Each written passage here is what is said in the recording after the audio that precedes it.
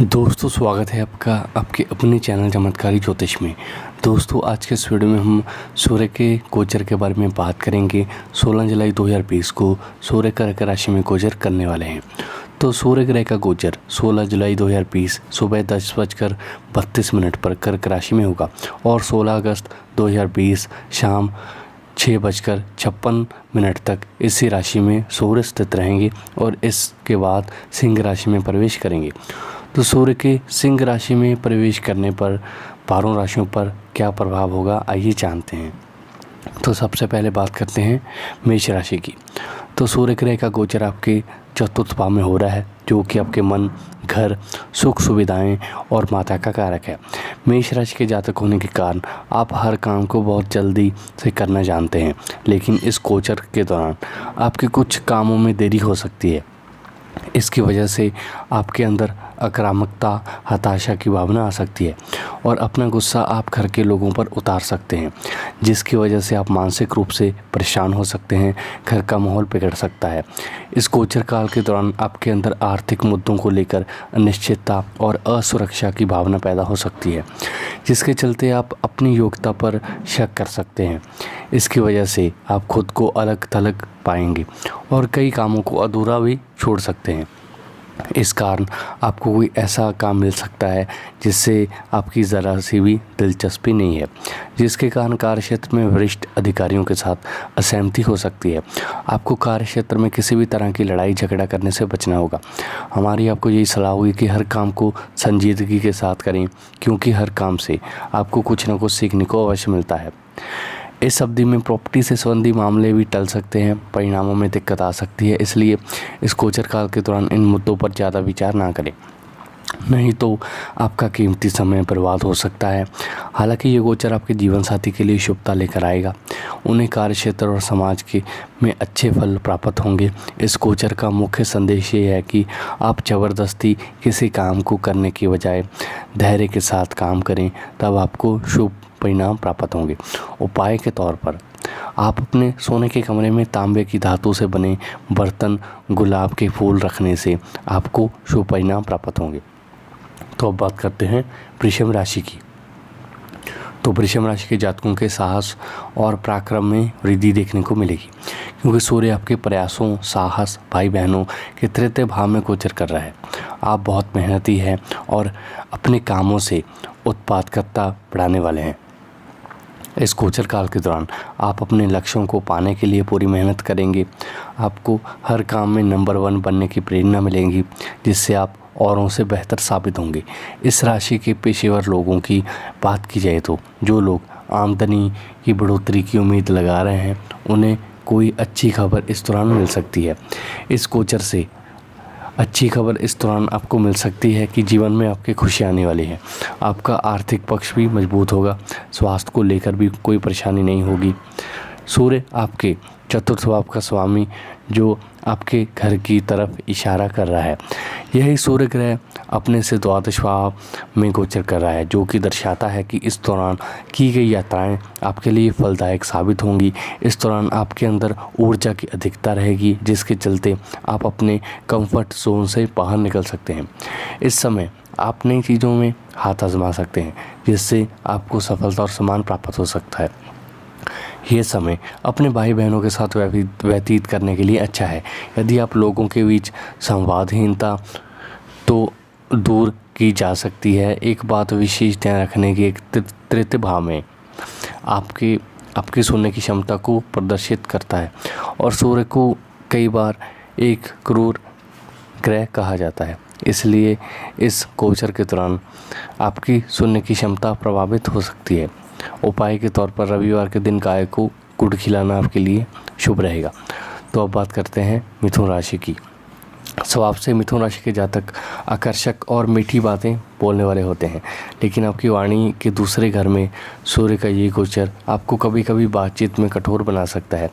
इस गोचर के दौरान आपके परिवार में कुछ परेशानियाँ आ सकती हैं, क्योंकि सूर्य को एक शुष्क ग्रह कहा जाता है। ये आपके बचत घर में विराजमान है, इसलिए इस गोचर काल के दौरान आर्थिक पक्ष कमज़ोर रह सकता है। अपने लक्ष्यों और महत्वाकांक्षाओं को साकार करने के लिए आपको बहुत अधिक प्रयास करने की आवश्यकता है। इस गोचर काल के दौरान आपको कोई भी काम अटकलों के आधार पर शुरू नहीं करनी चाहिए। ऐसा करने से आपको आर्थिक परेशानी हो सकती है। इस भाव से आपके खान पान का भी पता चलता है। इस भाव में सूर्य की स्थिति ये इंगित करती है कि आपको अपने खान पान पर विशेष ध्यान देना होगा, नहीं तो स्वास्थ्य से जुड़ी समस्याएं आपको परेशान कर सकती है। आँखों से जुड़ी समस्या होने की भी संभावना है, इसलिए अपनी आँखों पर बहुत ज़्यादा तनाव ना डालें। यदि आपके भाई बहन विदेशों में बसने की सोच रहे हैं, तो किसी बहुउद्देशीय कंपनी में काम कर रहे हैं, तो ये समय उनके लिए शुभ साबित हो सकता है। सूर्य उदय के समय गायत्री मंत्र का जाप करना आपके लिए शुभ रहेगा। तो अब बात करते हैं कर्क राशि की। कर्क राशि के जातकों के लिए सूर्य का गोचर उनके लगन भाव में होगा, जिससे आपके नेतृत्व और प्रशासनिक गुणों में वृद्धि होगी। इस गोचर से आप में व्यवस्थित होने की सोच आएगी। इस समय आप लंबित कार्य और प्रयासों को पूरा कर सकते हैं। इस गोचर के चलते आपके स्वभाव में गर्मजोशी रहेगी और अपने प्रिय लोगों के प्रति आप रक्षात्मक रहेंगे। हालांकि पिता के साथ आपके कुछ वैचारिक मतभेद हो सकते हैं, जिससे घर का माहौल खराब हो सकता है, क्योंकि सूर्य की दृष्टि आपके सप्तम भाव पर भी है। इसलिए जीवन साथी के साथ भी नोकझोंक हो सकती है, जिससे दाम्पत्य जीवन में उतार चढ़ाव आएगा।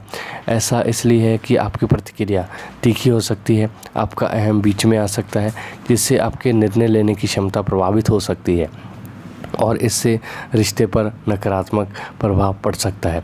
इसलिए आपको धैर्य रखने की ज़रूरत है और अपने अभिमान को अपने फैसले पर हावी होने से रोकने की ज़रूरत है।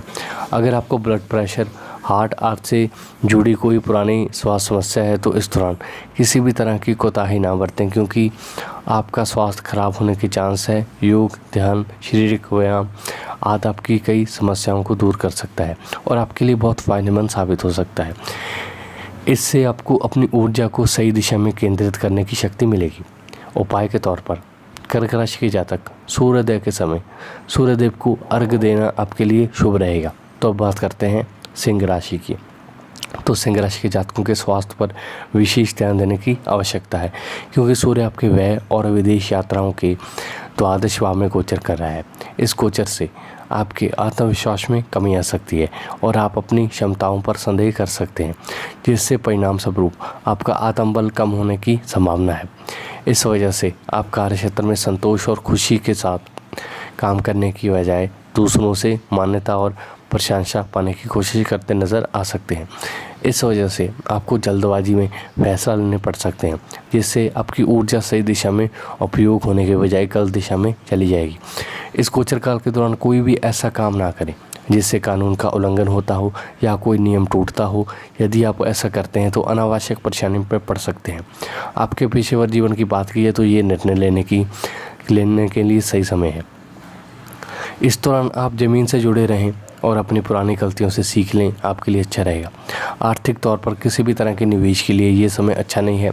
इससे आपकी जमा पूंजी भी समाप्त हो सकती है और आप मानसिक रूप से अशांत भी हो सकते हैं। इस समय आपको कोई भी निर्णय सोच समझ कर लेना चाहिए। भावनाओं में बहकर कोई भी फैसला ना लें। आपके निजी जीवन की बात की जाए तो इस गोचर के दौरान आप आक्रामक और आत्म केंद्रित हो सकते हैं, जिसकी वजह से जीवन साथी के साथ आपके मतभेद हो सकते हैं। ऐसे समय में आपको शांति से अपने जीवन साथी से बातचीत करनी चाहिए। इससे आपके निजी जीवन में अच्छे बदलाव आएंगे। उपाय के तौर पर अपने दाईं हाथ की छोटी उंगली रविवार के दिन तांबे या सोने की अंगूठी में रूबी स्टार पहनना आपके लिए शुभ फलदायक रहेगा। मात्रा 8 या 9 कैरेट। तो अब बात करते हैं कन्या राशि की। सूर्य ग्रह आपके एकादश भाव में गोचर करेगा, इसलिए ये गोचर कन्या राशि के जातकों के लिए अत्यंत शुभ रहेगा। यदि आप आयात निर्यात का कोई काम करते हैं या किसी विदेशी संगठन में काम करते हैं तो ये गोचर आपके लिए बहुत लाभदायक सिद्ध होगा। इस समय काल में आपको पेशेवर जीवन में अचानक धन लाभ होने की संभावना है, जिससे आपका आर्थिक पक्ष मजबूत होगा। आपको अपने पिता या किसी सरकारी संस्था से इस दौरान लाभ हो सकता है। यदि आप अपनी साझेदारी में कोई बिजनेस किया है तो इससे आपको लाभ होने की भी इस समय पूरी संभावना है। इस राशि के जो जातक नौकरी पेशा, उन्हें अपने प्रयासों का अच्छा फल मिल सकता है। आपके काम को वरिष्ठ अधिकारियों द्वारा सराहा जा सकता है। काम के संबंध में इस राशि के जो जातक इस अवधि में यात्रा करेंगे उन्हें भी मन माफिक परिणाम मिल सकते हैं। आपके स्वास्थ्य जीवन की बात की जाए तो किसी पुरानी बीमारी से इस दौरान आपको राहत मिल सकती है। अपने रिश्तों में इस दौरान आप गर्मजोशी से नई ऊर्जा भर सकते हैं। कुल मिलाकर देखा जाए तो सूर्य का ये गोचर आपके पेशेवर और निजी जीवन दोनों के लिए अच्छा रहेगा। हालांकि सूर्य की ये स्थिति आपके दृष्टिकोण को भी कभी कभी कठोर बना सकती है, जो कि आपका स्वाभाविक गुण नहीं है। इसके चलते आप उन मुश्किल समस्याओं का रचनात्मक हल निकाल पाने में असमर्थ हो सकते हैं जो आपके लिए जीवन में आ रही है। उपाय के तौर पर सूर्योदय के समय सूर्य अष्टक का पाठ करना आपके लिए शुभ रहेगा। तो अब बात करते हैं तुला राशि की। तुला राशि के जातकों के दशम भाव में सूर्य का गोचर होगा। इस भाव में सूर्य अपनी दिग्वली अवस्था में होता है, तो इस भाव से आपके करियर और पेशेवर जीवन के बारे में विचार किया जाता है। सूर्य की ये स्थिति तुला राशि के जातकों में सक्रियता बढ़ेगी और आप में परिवर्तन और नेतृत्व करने के गुण आएंगे। इससे आपको अपने पुराने लक्ष्यों को प्राप्त करने की शक्ति मिलेगी और नए काम को भी आप बहुत अच्छी तरह से कर पाएंगे। इसके चलते उच्च अधिकारियों के बीच आपकी छवि सुधरेगी। आपको नई जिम्मेदारियां भी इस दौरान मिल सकती हैं। वहीं कुछ जातकों को किसी संस्था में अच्छा पद प्राप्त हो सकता है। पिता या किसी सरकारी संस्था से आपको लाभ प्राप्त हो सकता है। इस राशि के जो जातक सरकारी जॉब की तैयारी कर रहे हैं उन्हें भी मनमाफिक फल इस समय मिल सकते हैं। प्रॉपर्टी से जुड़े मामलों में आपको इस दौरान फ़ायदा होगा। सूर्य के गोचर के चलते सामाजिक जीवन में आपका मान सम्मान बढ़ेगा। सूर्यदेव के इस गोचर काल में स्वास्थ्य से जुड़ी समस्याएं भी दूर हो सकती हैं। हालांकि सूर्य के इस गोचर के दौरान आप खुद को हर बात सही साबित करने की कोशिश कर सकते हैं, जिसके चलते निजी और पेशेवर जीवन में इस राशि के जातकों को परेशानियों का सामना करना पड़ सकता है। उपाय के तौर पर किसी विशेष काम के लिए जाने से पहले अपने पिता तुल्य या भगवान की मूर्तियों के चरण छूकर उनका आशीर्वाद लेना आपके लिए शुभ रहेगा। तो अब बात करते हैं वृश्चिक राशि की। तो वृश्चिक राशि के लोगों के दशम भाव का स्वामी होकर सूर्य नवम भाव में गोचर कर रहा है। सूर्य की ये स्थिति आपके कामों में देरी ला सकती है। पेशेवर जीवन में आपको कुछ परेशानी हो सकती हैं। ऐसा इसलिए है कि सूर्य जिस स्थिति में सबसे मजबूत होता है तो उससे द्वादश भाव में विराजमान है। इस दौरान अपने पिता तुल्य लोगों से भी आपको शिकायतें हो सकती हैं। इस गोचर काल के दौरान आपको कोई भी ऐसा काम नहीं करना चाहिए जो कानून के खिलाफ हो, नहीं तो किसी बड़ी परेशानी में पड़ सकते हैं। पेशेवर जीवन में इस राशि के जातक किसी झूठे आरोप में फंस सकते हैं, जिसके चलते आप परेशान हो सकते हैं, क्योंकि सूर्य आपके तृतीय भाव पर दृष्टि डाल रहा है, जो कि आपकी वाणी का कारक भी भाव है। इसलिए इस बातों में कठोरता हो सकती है, जिसके कारण परिवार के लोगों और जीवन साथी के साथ तालमेल बिठाने में मुश्किल आ सकती है। इस गोचर की अवधि में आर्थिक पक्ष भी कुछ कमज़ोर रह सकता है, इसलिए आपको अपने संस्थानों का सही से इस्तेमाल करने की सलाह दी जाती है। इस समय किसी तरह की यात्रा, खासकर धार्मिक यात्राएं ना करें, क्योंकि इससे आपको लाभ की बहुत कम संभावना है। स्वास्थ्य जीवन की बात की जाए तो आपको घुटनों और टांगों से जुड़ी समस्याएं हो सकती हैं, इसलिए अपना ध्यान रखें। उपाय के तौर पर वृश्चिक राशि के जातक इस गोचर काल के दौरान हरिवंश पुराण का पाठ करना इनके लिए शुभ रहेगा। तो अब बात करते हैं धनु राशि की। सूर्य ग्रह का गोचर आपके अष्टम भाव में होगा, जिससे अनिश्चितताओं और परिवर्तन का भाव कहा जाता है। सूर्य का ये गोचर धनु राशि के जातकों के लिए चुनौतीपूर्ण रह सकता है। इस दौरान आपको किसी तरह का घाटा हो सकता है, जिसके चलते आप आर्थिक तौर पर असुरक्षित महसूस करेंगे। पेशेवर जीवन में वरिष्ठ अधिकारियों या सरकार से समस्याएं हो सकती हैं। इस दौरान आपके विरोधी सक्रिय हो सकते हैं, जिसके कारण आपके जीवन में उतार चढ़ाव आ सकते हैं और आपके विकास की गति धीमी पड़ सकती है। इस गोचर काल के दौरान किसी से ऋण लेने और किसी को ऋण देने से बचें। इस गोचर काल के दौरान आप किसी कानूनी पचड़े में फंस सकते हैं, जिसके कारण आपकी मानसिक शांति भंग हो सकती है। आप बातचीत के दौरान थोड़े कठोर हो सकते हैं, जिसके कारण परिवार और ससुराल पक्ष के लोगों के साथ आपके मतभेद होंगे। इस वजह से आपके व्यक्तिगत जीवन में उतार चढ़ाव आ सकते हैं। आपका स्वास्थ्य भी इस गोचर के दौरान बहुत अच्छा नहीं रहेगा और दुर्घटनाएं होने की भी संभावना है। इस अवधि में वाहन आपको बहुत सावधानी से चलाना चाहिए। सूर्य आपके खान पान, आपके तृतीय भाव पर नज़र डाल रहा है, इसलिए खान पान पर आपको विशेष ध्यान देने की ज़रूरत है, नहीं तो पेट या दांतों से जुड़ी कोई समस्या आपको परेशान कर सकती है। हालांकि ये समय योग ध्यान आदि करने के लिए बहुत अच्छा है। ये आपको आपसे जोड़ेगा और आप अपनी अंदरूनी क्षमताओं को पहचान पाएंगे। उपाय के तौर पर बेल की जड़ को एक सफ़ेद धागे में बांधकर गले में धारण करना आपके लिए शुभ रहेगा। तो अब बात करते हैं मकर राशि की।